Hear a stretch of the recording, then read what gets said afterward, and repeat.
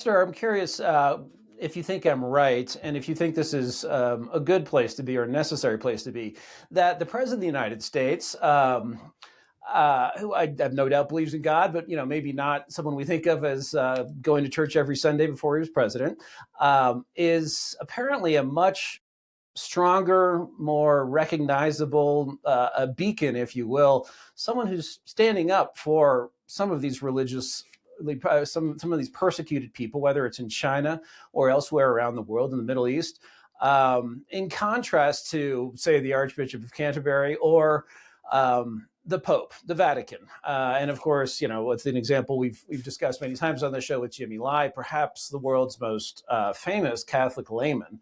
Well, the Vatican certainly hasn't turned a completely cold shoulder to people who want to discuss this. It's been President Trump who's raised the issue specifically, and now at least twice, with Xi Jinping. Is that actually just the way Western civilization has gone in the postmodern, post-Cold War era, that we have to rely on the President of the United States to raise these things because sort of other more established authority figures are not willing to do it? You ask a good question. Why isn't the Catholic Church, and I'm Catholic, why aren't they raising a huge stink about the 9 Catholic bishops incarcerated in China today? And what are their names?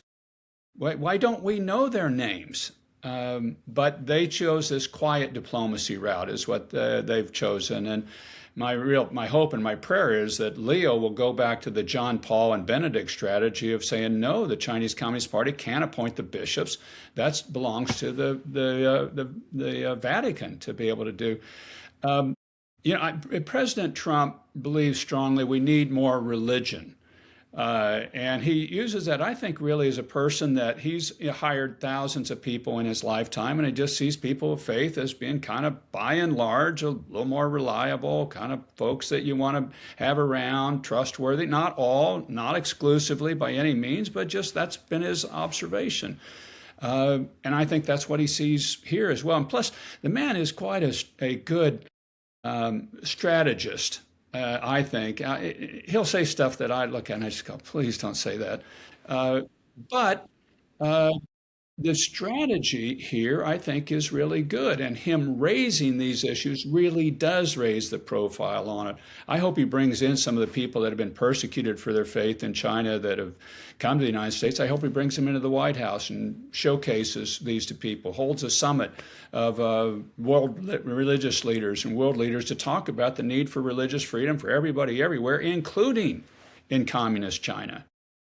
I think these are sort of messages and things we can start building and weaving into foreign policy. And if I were them too, at the right time, I'd get the Secretary of State to Dharamsala and meeting with the Dalai Lama and talk about the future successor of the Dalai Lama, not being appointed by the CCP, but by the Tibetan Buddhist authorities. These are the things that I think the president uniquely can position and push forward in the world today in a way nobody else was willing to in the past, and he can do it effectively.